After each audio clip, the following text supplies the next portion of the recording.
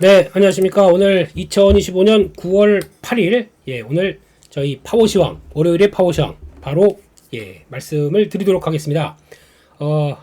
조금 더 일찍 올라가죠? 그래, 일요일날 저녁 때 올라가는 파워시황, 미리 보실 수 있도록 말씀드리는 파워시황, 시작을 하도록 하겠습니다. 미국 시장이 지난 금요일날 변동폭이 상당히 컸습니다. 세게 시작했고, 출렁출렁 이미 나타났고, 그런 모습들인데, 결국에는 종가로는 마이너스 0.03, 이런 모습으로 끝났죠. 그런 쪽에서 이제 미국 시장도 이제 조금 고민이 깊어지는 분위기죠. 고용 지표를 발표했는데 생각보다 좀 많이 좀 위축세가 심했습니다. 그렇다는 얘기는 아무래도 지금 신규 고용과 함께 비농업 신규 고용 이쪽과 함께 바라보는 22,000건, 예상치가 75,000건, 예전에는 항상 20만 건 이상 갔던 게 10만 건 정도까지로 눈높이가 낮춰졌다가 그 밑으로 계속 10만 건 이하 정도에서 얘기했던 것들이 거의 22,000건, 상당히 충격이 좀 컸다고 봐야 되겠죠. 이런 수치만 보게 되면요. 이걸 가지고 어떤 식으로 시장이 해석을 하느냐가 이제 중요할 것 같은데, 일단은 시장의 반응들은 생각보다 지금 22,000건이면 경기가 경기와 이제 고용을 바라보면서 경기를 어떻게 보느냐, 이런 쪽에서 이제 시장이 약간 애매하게 움직였다고 봐야 될 것 같고요. 고용이 안 좋으니까 그러면 경기가 앞으로 안 좋아질 걸 생각해서 연준은 금리를 강하게 내릴 거야 라고 하는 금리 인하에 대한 기대감으로 시작은 세게 했습니다. 그런데 잘 보다 보니까 이렇게 안 좋아서 금리 인하를 하게 되면은 경기가 안 좋다는 거에 대한 반증 아니야? 라고 하다 보니까 오히려 차익 매물이 또 우르르 나온 모습들이죠. 요게 앞으로 중요한 변수가 될 것 같습니다. 즉 고용이 연준에서 지난 파월 의장이 얘기했던 거를 같이 연결해서 보게 되면 파월 의장은 일단 고용에 대해서 어떤 고용의 질에 대해서 이제 공급과 수요 쪽에서 만약에 기업들이 경기가 위축돼서 정말 안 좋게 생각한다 그러면 공급을 많이 줄이면서 나오는 고용의 위축은 생각보다 경기 위축 쪽으로 빠르게 가는 것들이 높을 것이다. 하지만 수요의 위축, 그러나 즉 수요가 뭐냐면은 아무래도 지금 이번에도 내용들을 보다 보면서 아시겠지만은 현대차도 그렇고 2차 전지 공장 쪽에서 한국 공장 쪽에서도 한 450명 가까이가 불법 체류자가 있다 보니까 그를 또 추방하는 과정들이 이어진다. 근데 이게 지금 단순히 한국 공장에 진입해서 경찰이 진입해서 사람들을 단속했다, 이게 중요한 게 아니라 이게 지금 다반사로 일어나는 미국 시장의 변화인 것 같아요. 그러다 보니까 불법 체류자를 중심으로 해서 일단 축출을 하는 과정들이 나오고, 그러면 그를 통해서 나오는 수요는 그들이 사라지면서 나오는 저임금 노동들이 많이 떨어질 임금이 사라지면서 그렇게 나올 거 아니냐라는 쪽에 대한 부담들. 그러면 이게 결국에는 약간 어떤 경기 위축보다는 다르게 수요 쪽에 대한 측면들이 좀 빠르게 악화되다 보니까 그런 측면 쪽으로 해석한다 그러면 경기는 일단 아니거든요. 그래서 요걸 앞으로 어떻게 해석하느냐가, 연준의 해석들이 어떻게 되느냐가 중요할 것 같고, 그렇게 되면은 일단 FOMC, 이번 FOMC는 되게 개인적으로 중요하다고 생각합니다. 거기서 나오는 이번에 고용에 위축된 거를 연준은 어떻게 바라보느냐, 이게 핵심이라고 생각되고 있거든요. 그래서 생각보다 빠르게 위축이 돼서 경기의 침체 쪽으로 바라보면서 혹시나 뭐 50bp를 인하한다, 이거 기대감도 좀 막 올라가고 있어요. 그러다 보니까 그렇게까지 나온 거는 오히려 경기를 상당히 안 좋게 본다는 얘기겠죠. 그렇게 되면은 FOMC 다음에는 시장이 충격이 나올 수도 있는 이런 쪽으로 해석을 할 수 있을 것 같고, 하지만 그게 아니다, 한 25bp는 일단 인하를 해놓고 그 다음에 고용이 위축되는 거는 그게 아니라 일단 수요 관련된 측면들, 그리고 또 정부 정책상 나오는 불법 이민자를 정리하는 과정 쪽에서 거기 나오는 것과 연결돼서 나오게 되면은 물가는 쭉 이제 단기간 올라갔다가 좀 정체가 될 거고, 고용도 약간 그런 측면 쪽으로 좀 움직였다가 약간 좀 어느 정도 소화를 하는 쪽으로 나온다라고 하게 되면 경기에 대한 흐름들을 크게 건드리지 않는다라는 쪽으로 얘기를 하게 되면 FOMC 이후에도 시장은 그래도 견조하게 움직이지 않을까라는 쪽으로 바라보고 있기 때문에 이거에 대한 해석들이 이제 중요할 것 같아요. 그래서 이번 FOMC는 당장 금리 인하를 얼마를 하느냐도 물론 중요하겠지만 그보다는 연준의, 특히 연준 의장의 코멘트가 더 중요할 것 같다라는 쪽으로 보고, 이렇게 되면은 일단 뭐 연준의 발표가 있기 전까지, FOMC 전까지는 시장은 그래도 한번 레벨을 계속, 레벨업보다는 일정한 좀 저항권 있는 상황 쪽에서 왔다 갔다 하면서 종목 중심으로 좀 움직이는 모습들이 나오지 않을까라는 쪽으로 포인트를 맞춰야 될 것 같습니다. 그러다 보니까 시장도 지수 자체는 좀 묵직한 모습들이 나온다고 하더라도 러셀 2000은 강했어요. 그렇다는 얘기는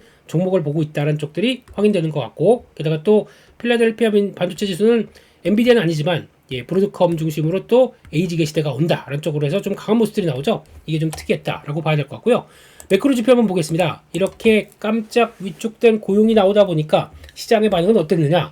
일단은 달러는 약세로 갑니다. 그렇다고 하더라도 달러 약세가 계속 갈 수 있겠느냐? 일단 뭐 98에서 97 요 사이에서 왔다 갔다 하는 느낌이 나는데, 그렇다고 하더라도 그럼 상대적인 유로화 이런 쪽이 이번에도 또 도마에 많이 오르겠죠. 보니까 프랑스 쪽도 복잡하더라고요. 그래서 거기서 나오는 연정 관련된 쪽에서 새로운 또 총리 지정하고 막 그런 쪽에서 약간 좀 여러 가지 노이즈가 나오게 되면 유로화는 또 약해지고 달러 강세지겠죠. 그렇기 때문에 아직은 본격적으로 달러 약세다. 이쪽은 아직 모르겠습니다. 그것도 지켜봐야 될 것 같고, 원화는 또 1,400원 근처에서 조금 밀립니다. 근데 이건 뭐 박스권이다 보니까 아직은 뭐 강하게 원화의 강세가 이루어진다 좀 모르겠고요. 비트코인은 정체입니다. 11만 달러. 그리고 또 이더리움도 약간 고민하고 있는 모습들이죠. 그래서 금리 인하의 시그널 쪽에서 유동성이 증가된다라고 하게 되면 분명히 비트코인이나 가상화폐 쪽도 좋을 텐데, 그거를 지금 반영을 못 하고 있네요. 뭔가 좀 눈치를 보고 있다는 얘기죠. 그래서 그건 좀 더 확인을 해야 될 것 같고, 근데 지금 가상화폐가 경기와는 솔직히 상관은 없을 것 같기 때문에 유동성과 같이 연결을 시킬 것 같거든요. 그런 쪽에서는 아직은 모멘텀이 강하지 않다라는 쪽으로 봐야 될 것 같고, 여기서 중요한 거는 이제 채권입니다. 채권 쪽들이 급한 변화가 나왔네요. 10년물 국채금리가 2.1% 빠지다 보니까 4.08. 금리나 이제 50bp, 뭐 이제 연내 75bp까지 할 것 같다라는 쪽까지 대두되다 보니까 금리가 고점에서 빠르게 내려오는 거죠. 근데 채권이 오히려 이런 때, 그러니까 지금 저렇게 높은 금리를 가지고, 그리고 채권에 대한 수요가 이제 미국의 여러 가지 여건상 채권 수요가 살아날 수 있겠느냐 막 이렇게 나온다고 하더라도 이런 변화가 나오기 시작하다 보니까 채권에 대한 매수가 확 들어오고 금리는 떨어지고 하는 구조가 나오죠. 이번 주에 그 채권 발행 물량들이 되게 많습니다. 이 채권 발행 물량들이 잘 소화가 돼서 역시나 인기가 좋아서 금리를 계속 떨어뜨리는지, 이것도 한번 또 중요한 흐름으로 봐야 될 것 같고요. 이렇게 되면 10년물 4.0은 지난번에 한 두어 번 정도 터치하거나 이번에 또 내려옵니다. 그렇게 되면 이거 이번에 깨느냐 라는 쪽들인데, 개인적으로는 그래도 약간 30년물이나 장기금리가 미국에서나 그렇고 또 글로벌 전반적으로 장기금리가 좀 강했던 모습들이 나오고 있기 때문에, 혹시나 이번에 또 계속 고점에서 좀 움직이는 거 아니냐라는 우려감들이 이번 기회에 약간 쭉 밀렸다라는 것들은 부담감을 좀 덜었다는 쪽으로 봐야 되겠죠. 그래서 좀 나쁘지는 않다라는 쪽이고, 개인적으로는 채권 쪽에 좀 베팅을 했던, 좀 여유 자금 가지고 했던 쪽들이 이제 조금 한숨을 좀 덜지 않을까, 이런 쪽도 일단 좀 보고 있습니다. 채권의 상품들도 여러 가지가 있는데, 그나마 조금 좀 숨통이 튀었다라는 쪽으로 봐야 될 것 같고, 그런데 의외로 유가도 하락하고 금도 일단 가다가 금만 강했습니다. 나머지는 오히려 달러 약세로 가고 약간 유동성 증가가 나오게 되면은 원자재 쪽들도 강할 수가 있는데 금만 강했네요. 그게 좀 차이가 있는 것 같고, 유가가 하락했다는 얘기는 경기에 대한 우려도 살짝 있다고 봐야 되겠죠. 그런 쪽으로 봐야 될 것 같고, 우리 야간 선물은 강보합권, 그래도 아직 그렇게 민감하게 작용은 안 했구나 라는 쪽으로 봐야 되겠죠. 그래서 일단 국내 증시는 이에 따라서 장 초반에 혹시나 지금 변화가 나온다고 하더라도 지금 분위기는 그렇게 직전 고점 3200선 위쪽에서 조금 좀 그렇다고 하더라도 변동성은 좀 있어도 일단 시장이 좀 아직 크게 밀리려고 하는 기조는 아니지 않을까라는 쪽도 봐야 될 것 같고, 그쪽에서 지금 달러가 약해지고 금리가 내려감으로 인해서 신흥국을 바라보는 입장들은 완전히 부정적이지는 않을 수가 있겠죠. 그런 쪽의 변화와 함께 또 코스닥 시장이 강한 것들, 이것도 한번 흐름들이 슬슬 종목 장세에 대한 모습들이 좀 나오고 있다는 것들, 이것도 한번 체크할 필요가 있지 않나 라는 쪽에서 일단 완전 부정은 아닌 것 같은 느낌으로 일단 해석을 해야 될 것 같고, 하지만 FOMC 말씀드렸던 것처럼 그 전까지는 종목 장세 중심으로 좀 움직이는데, 그 이후부터는 FOMC의 내용들에 따라서 시장이 또 큰 폭으로 반영이 될 수가 있기 때문에 그 점은 그때 가서 주의하자라고 봐야 될 것 같고요. 그래서 나왔던 내용들까지 보게 되면은 이번에 그 비농업 그 신규 고용 같은 경우는 말씀을 드렸고, 실업률이 4.32, 그러니까 지금 4.4까지 올라가게 되면 이때 경기에 대한 우려나 여러 가지가 좀 높다는 쪽으로 글로벌 IB 쪽에서는 얘기를 했었는데 4.3입니다. 이제 슬슬 올라가기 시작하는 거죠. 이런 쪽도 약간 걱정이 된다라는 쪽으로 바라보는 흐름들이고, 그런 쪽에서 나머지도 볼까요? 보면은 업종별로 보게 되면 의료, 헬스케어 이런 쪽에서 집중이 돼 있고, 제조업, 연방정부, 광업 이런 쪽들은 경기와랑 밀접한 쪽들은 별로 일자리가 감소했다라는 쪽으로 바라보는 거 별로 좋은 것 같지 않고, 게다가 또 더 중요한 거는 그렇게 얘기하네요. 이번에 연간 관련된 잠재 고용 관련된 지표가 나오는 게 9월 9일입니다. 이때요. 잠정치 발표. 이때가 생각보다 좀 빠르게 하향 쪽으로, 그러니까 연간으로 보다 보니까 지금 상반기와 그리고 또 지금 7, 8월 때까지, 그러니까 상반기 중심으로 고용을 바라봤던 모습들이 이거를 잠정 수치들을 좀 하향시킨다라고 하게 되면 고용에 대한 어떤 문제가 있는 거 아니냐라는 쪽으로 시장이 해석할 수가 있기 때문에, 이거를 연준 위원들이 보고 그 다음에 결정하고 FOMC로 들어간다라는 쪽에서 이때가 되게 또 중요하다고 얘기하시는 분들이 좀 있더라고요. 네, 이제 봐야 될 지표들이 이것저것 많고 그런 것 같습니다. 그런 흐름들인데, 결국에는 이걸 반영해서 금리나 가능성을 이제 체크하는 게 CME 페드워치 쪽에서는 9월달 25bp 금리는 거의 100%, 그냥 기정사실. 50bp 이하는 11%. 그래서 연말까지 누적은 46%에서 80%. 그러니까 즉 이렇게 올라가는 거죠. 11% 올라갔고 또 80%까지 올라갔고, 그러다 보니까 거의 금리 인하가 하는 건 맞는데 얼만큼 하느냐라는 쪽에 대한 관심이 높아지는 것 같습니다. 그래서 여기서 아까 말씀드렸던 그 보험성 인하인지 경기 침체형 인하인지, 이거에 따라서 시장의 반응들이 극명하게 달라질 수 있다. 그거는 연준의 코멘트에 따라 달렸다. 이게 지금 핵심인 것 같아요. 그래서 보험성 인하 같은 성격, 물론 연준이 보험성 인하는 안 하는데 지금 자리 쪽에서 고용 쪽이 좀 흔들리는 것 같다라고 하게 되면 일단 금리는 인하하지만 연준의 해석은 어떤 식으로 가는지, 그래서 경기 침체라는 쪽을 쓰면서 그러니까 오히려 여기서 공격적으로 금리 인하를 하게 되면은 그게 더 경기 침체에 대한 우려감이 키울 수가 있습니다. 그래서 저는 그걸 더 부정적인 신호로 볼 수밖에 없는 것 같고, 차라리 25bp씩 하고 차츰차츰 내리는 게 보험성이나, 특히 연준은 그러면 이거를 그러니까 수요와 공급 쪽에서 수요 쪽에 대한 변화 쪽으로 생각을 하면서 약간 좀 정부 정책과 함께 들어가고 있기 때문에 그거는 좀 더 체크해야 된다. 경기는 지금 그렇게 크게 영향을 안 끼친다. 라는 쪽의 멘트들이 훨씬 더 좋을 것 같다라고 생각을 하는 거죠. 시장은 뭐 급하게 금리 날 걸로 봤는데 아유 실망했어 라고 한다고 하더라도 당장 그날 이후에는 경기는 괜찮아 라는 쪽으로 보게 되면 좀 더 나아질 수 있지 않을까, 그렇게 해석을 해야 될 것 같습니다. 그 정도까지 보고요. 예, 또 강했던 미국 시장의 종목들 한번 또 쭉 점검해 보게 되면, 브로드컴이 급등을 해서 이건 뭐 마이너스 플러스죠. 이거 잘못 나왔습니다. 예, 급하게 올랐다가 살짝 좀 조정받는 쪽, 상승폭을 줄이는 쪽으로 나왔지만 지금부터 이제 핵심은 그거 같아요. 시장의 반응은 에이직 쪽, 그러자 에이직 관련된 쪽들은 브로드컴 같은 통신 반도체 강자들이 이제 우리 100억 달러 칩을 받았다라는 쪽들로 나오다 보니까 그 기대감이 상당히 컸었고, 이거 오픈 AI라고 하더라고요. 오픈 AI 이번에 발표한 걸 보다 보면은 오픈 AI 쪽에서 우리도 자체 칩을 개발하겠다. 그래서 그거에 대한 외주를 에이지 쪽으로 줬다라는 쪽으로 나오죠. 그렇게 되면은 지금까지 엔비디아가 주 고객이었던 상황 쪽에서 오픈 AI 그렇게 나오기 시작하죠. 거기다가 또 지금 구글도 테더 칩이라고 하는 쪽들 우리 자체 개발로 들어간다라고 하다 보니까 엔비디아에 대한 우려감이, 그러니까 지금 시장 점유율 높았던 것에 대한 부담감이 좀 커지는 모습들이고, 나머지 쪽들도 다 자체 개발에 대한 생각들을 하고 있다 보니까 기존에 강했던 엔비디아 거 안 쓰는 거 아니야 라고는 하지만 제가 보기엔 거기 또 다를 것 같아요. 지금까지 이제 AI를 하면서 학습과 그리고 또 추론을 하는 과정 쪽에서 추론 쪽으로 넘어갈 때, 추론 같은 경우는 학습 시장 대비해서 학습과 관련된 쪽에 칩과 투자와 관련된 쪽에서 10배 들어갑니다. 학습보다는 돈이 더 많이 들어가요. 이런 쪽에서 나름대로 학습은 뭐 공용인 엔비디아 거 GPU 쪽으로 팍팍팍 데이터를 찍어가지고 학습하는 거 좋습니다. GPU다 보니까. 추론은 우리에 맞게 해야지 라고 하면 쪽으로 나오다 보니까 과거에 엔비디아의 역할보다는 조금 줄어들 수는 있을 것 같아요. 근데 그걸 가지고 엔비디아가 그럼 본격적인 이제 시장 점유율 압박 쪽으로 넘어가냐, 장기적으로 점진적인 변화는 나올 수가 있습니다. 그리고 또 항상 독주란 거는 아시죠? 예, 그대로 유지가 될 수 없다는 게 독주의 특징이죠. 시장 점유율 높은 지휘자의 특징이죠. 조금만 흔들려도 지금까지 높은 밸류를 받았던 것들이 흔들릴 수밖에 없습니다. 그렇다고 하더라도 역시나 이어건 이해. 근데 주가가 고밸류는 올랐다가 좀 조정을 받는다. 그럼 좀 싸지잖아요? 그럼 또 매수가 들어오는 게 특징이죠. 그런 관점 쪽에서 엔비디아 특히 아마 그렇다고 하더라도 지금 H20 다음에 이거는 중국 쪽으로 못 나가, 그 다음에 B30 쪽으로 혹시나 들어갔을 때 중국 쪽에서 또다시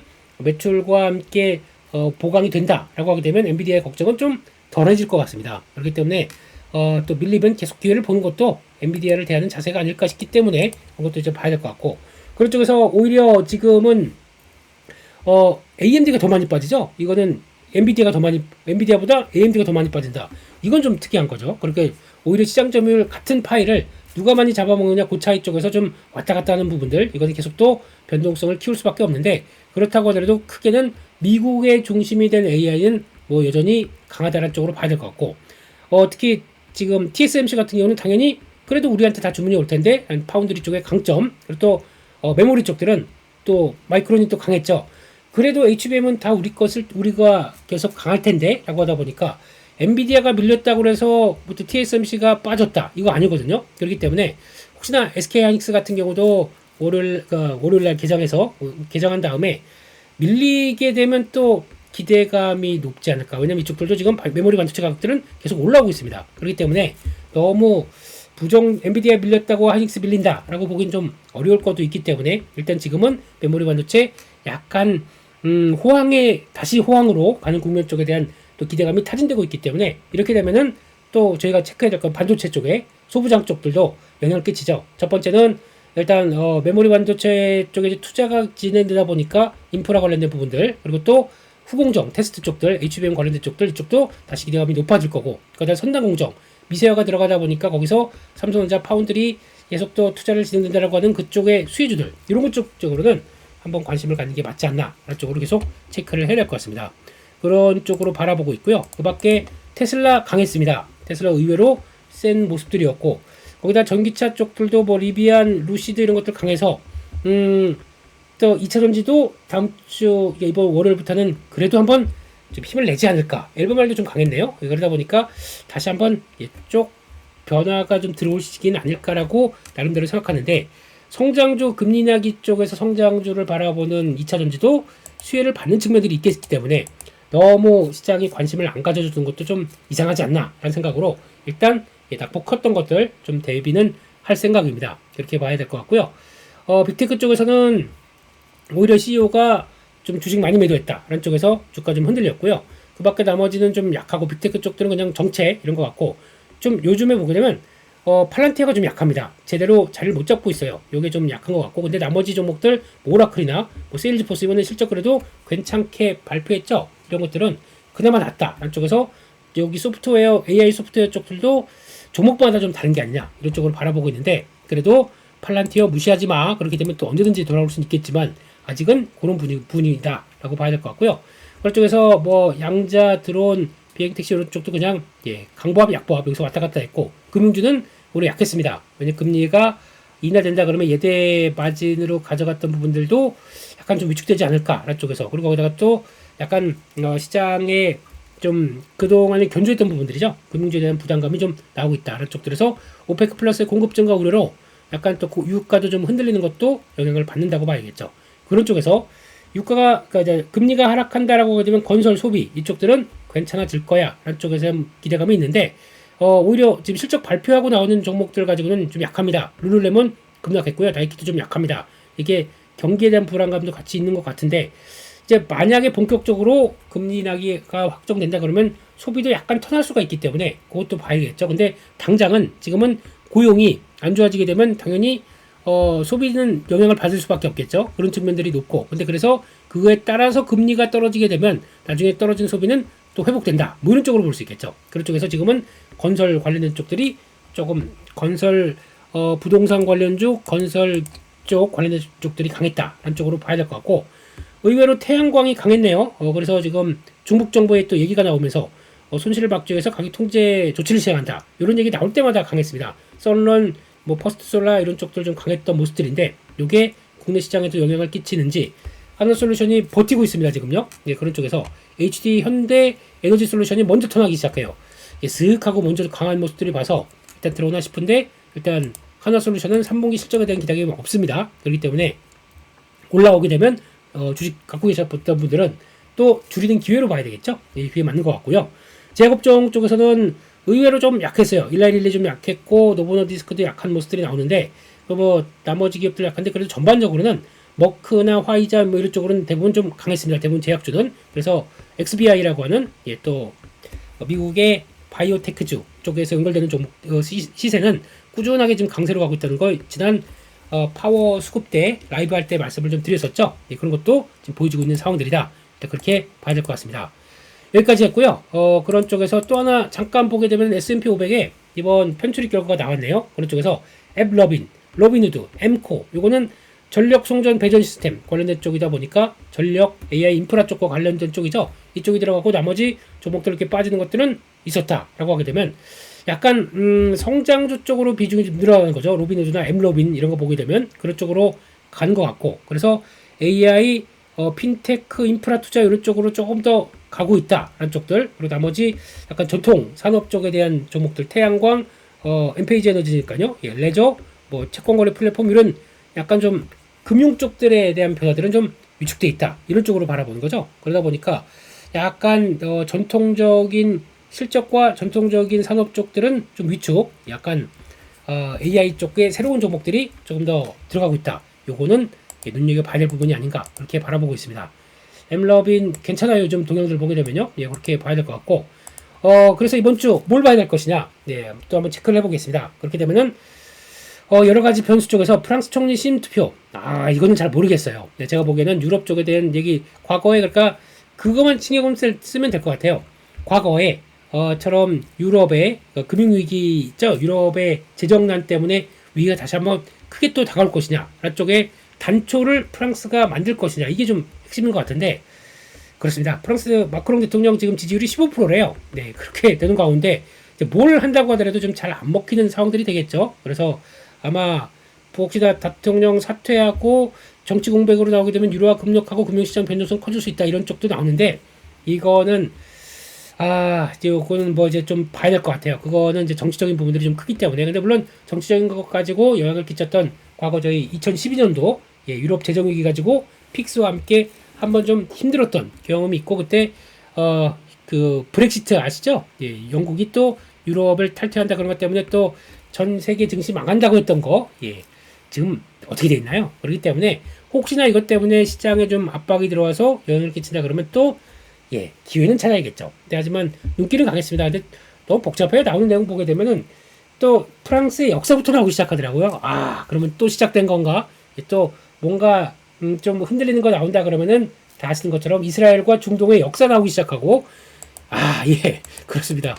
그것도 그러면 매크로 막 또 얘기하시는 분들이 또 좀 시장의 주도가 되고, 그때가 그러면 시장은 안 좋을 때죠. 네, 그런 거 얘기를 할 때는 그때는 또 저희가 어떤 대응을 해야 될 것인가, 저는 그게 더 중요할 것 같아요. 그렇기 때문에 가능성은 두고, 혹시나 그런 게 시장에 미치는 여파가 커진다. 그리고 또 이번에 이쪽에서 22가 또 22 또 금리가 여기 있죠. 통화정책회의가 있을 건데 거기서 나오는 멘트들, 유럽의 경제에 대해서 어떻게 바라보는지 이런 것들하고 또 같이 연결하면서 좀 봐야겠다, 그렇게 일단 보고 있습니다.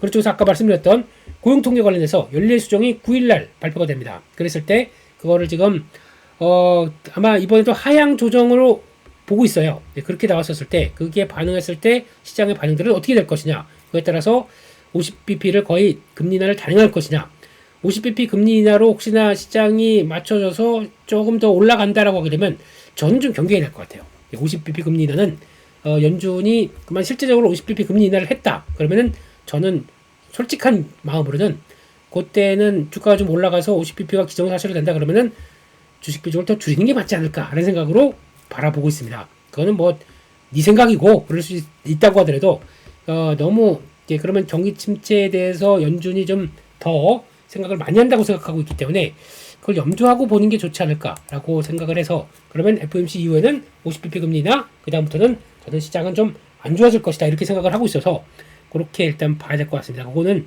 또 추가적으로 분위기 따라서 앞으로 지금 그 열흘 정도 남았어요. 그렇기 때문에 그때 나오는 시장 분위기나 뉘앙스 보고 일단 결정을 하도록 하겠습니다. 여기까지 말씀드렸고, 이번에 또 소비자 물가지수하고 이번 주에 다 아시는 것처럼 PPI가 먼저 나오죠. 생산자가 먼저 나오고 CPI가 그 다음에 나옵니다. 그래서 수요일, 목요일 중요할 것 같은데, 항상 말씀드리지만 지금은 물가가 딱 올라갈 때 관세로 인해서 기업들에 대한 여파가 중요하기 때문에 이번에는 PPI가 더 중요하다고 생각합니다.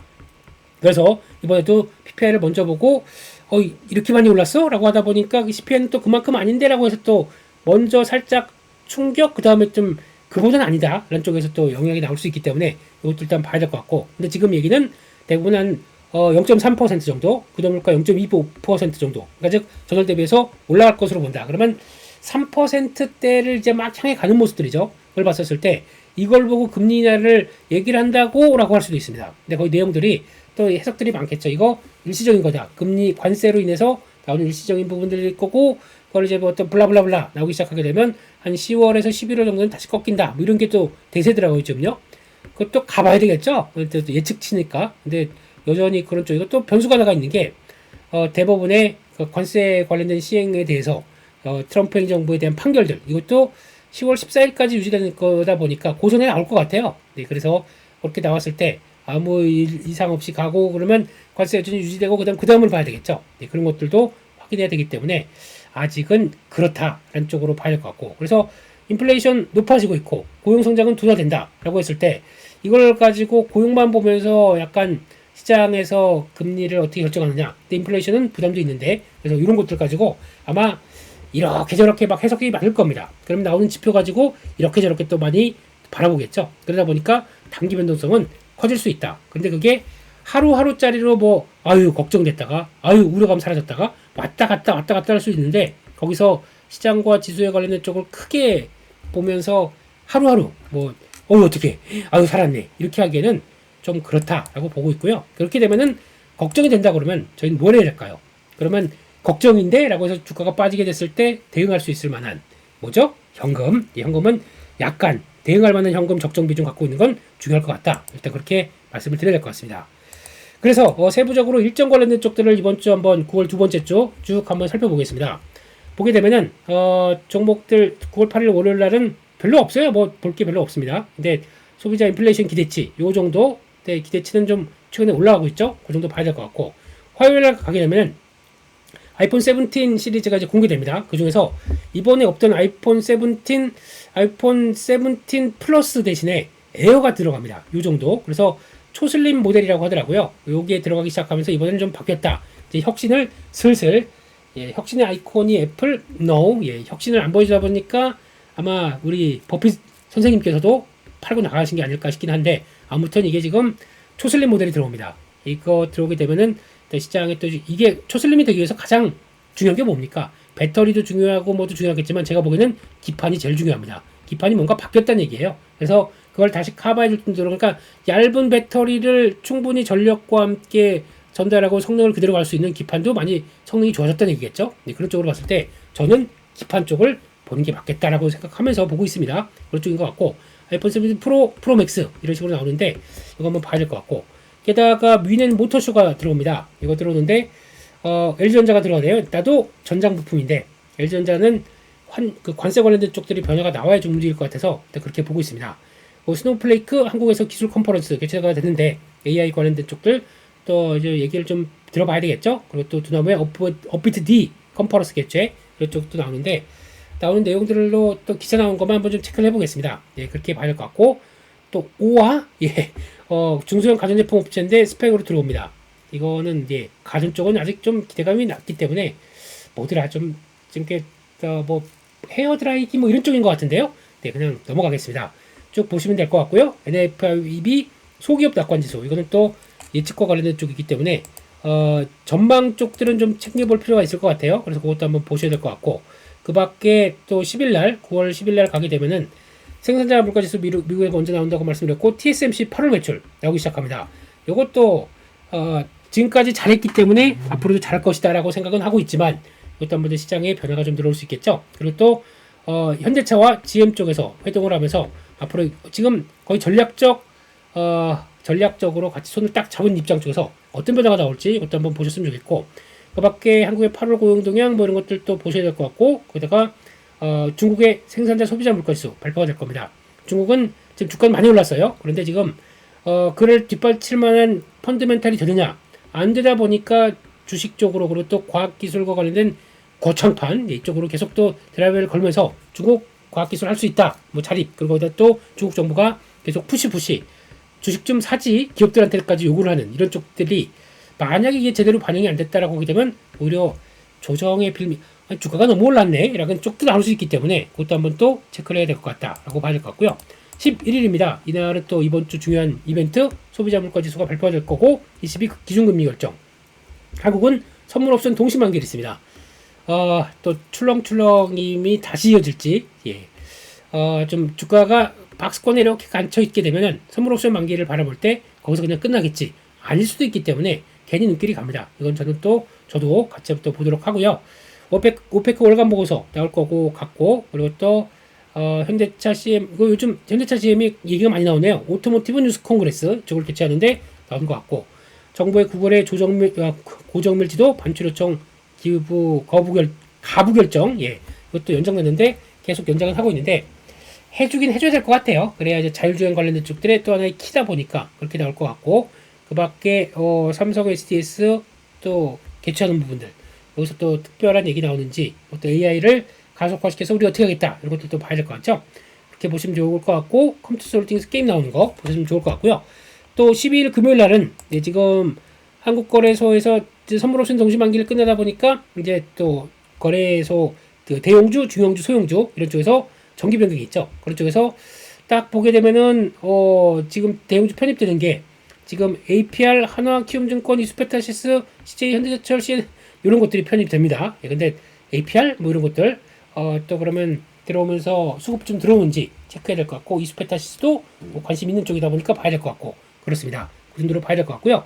소비자 심리평가 지수 이런 것들도 체크를 해야 되겠죠. 그런 거 보시면서 나머지 이런 뭐 증자 병합 이런 거 한번 좀 체크해 보세요. 예, 그런 거 보시면서 또 소비 쪽들 또 주말에는 또 많이 시장이 또 볼 것이다. 그렇게 바라보고 있습니다.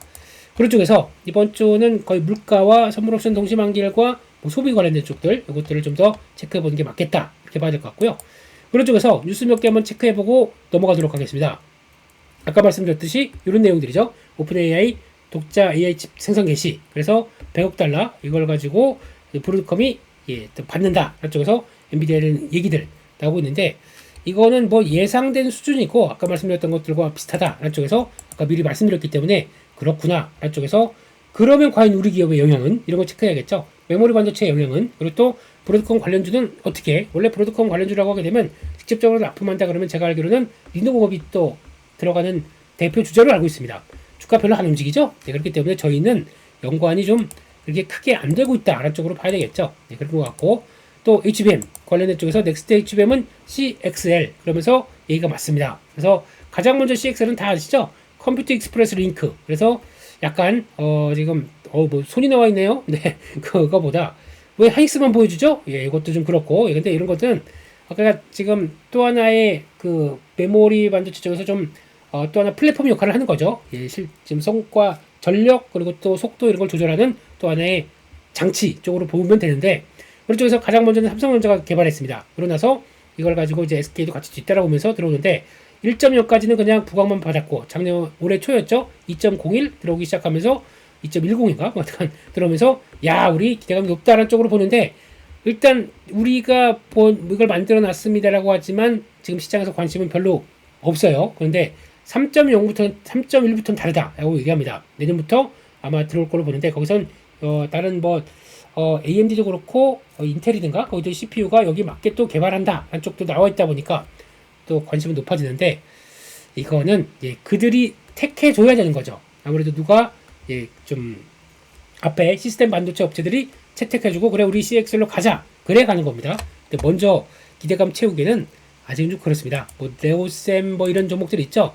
저는 그냥 아직은 관망, 주도가 갑이 우리가 아니다 이런 쪽들로 보셔야 될 것 같고, 또 하나 내용들 쪽에서 기사 중에서 이런 거 눈에 띕니다. 지금 KB 운영이 신라스테이 서대문을 품었습니다. 그래서 그래서 인수가 1,000억대. 근데 이게 왜 중요하냐면, 그러면 신라스테이에서 이름이 좀 바뀌겠죠. 근데 이걸 가지고 뭘 보느냐 쪽으로 봤을 때 가격이, 그러니까 신라스테이가 갖고 있던 1,000억대 가지고 객실당 4억대 중반.